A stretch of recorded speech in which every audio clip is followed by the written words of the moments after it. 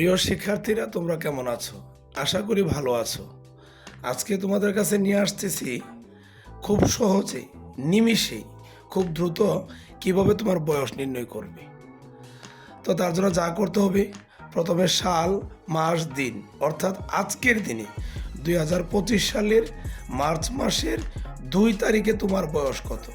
ধরো তোমার বয়স 2012 সালের ফেব্রুয়ারি মাসের 1 তারিখে, আজকের দিনে তোমার বয়স কত হবে। তার জন্য আমি প্রথমে লিখবো আজকের তারিখ, তার নিচে লিখবো হলো তোমার জন্মসাল। এখন কীভাবে বের করতে হবে, শুধু বিয়োগ করে ফেলবো।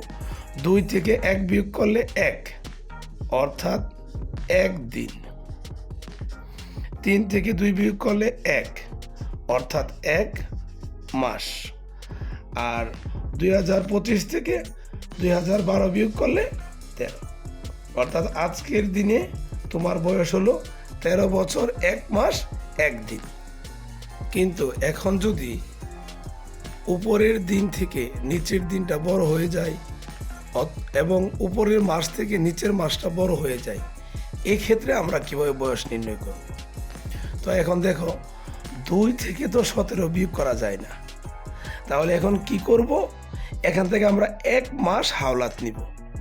তাহলে 1 মাস মানে কয় দিন? 30 দিন। তাহলে হাওলাতের 30 দিন আর তোমার হাতে আছে 2 দিন। 30 আর 2 কত? 32 দিন।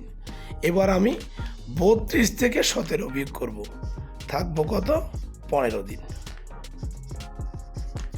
আমি যে মাসটা হাওলাত নিয়েছিলাম এই মাসটা এখন দিয়ে দিব এখানে।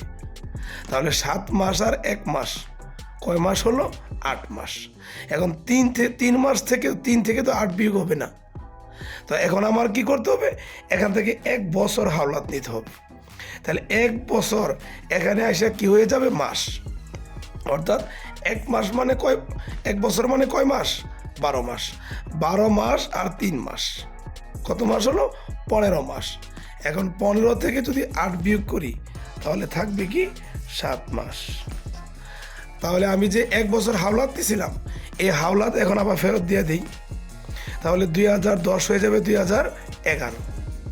এখন 2025 থেকে 2011 বিয়োগ করলে 14, অর্থাৎ আজকের দিনে তোমার বয়স 14 বছর 7 মাস 15 দিন। আমি আরেকটু আবার নতুন করে আবার দেখিয়ে দিচ্ছি। এখানে 2 থেকে তো আর 17 বিয়োগ করা যায় না, বিয়োগ যাবে না। এর জন্য কি করতে হবে, আমাকে এখান থেকে 1 মাস হাওলাত নিতে হবে। তাহলে 1 মাস মানে 30 দিন আর আছে 2 দিন, হলো কত দিন? 32 দিন। এখন 32 থেকে 17 বিয়োগ করলে 15 দিন। তাহলে আমি যে হাওলাতটা নিলাম আবার এখানে ফেরত দিয়ে দিই। তাহলে 7 মাস আর 1 মাস কত মাস হলো? 8 মাস। এখন 3 থেকে তো 8 বিয়োগ হবে না। তাহলে এখন মাসে কার কাছে হাওলাত নিবে? বছরের কাছ থেকে। তাহলে 1 বছর হাওলাত নিল। তাহলে 1 বছর মানে 12 মাস।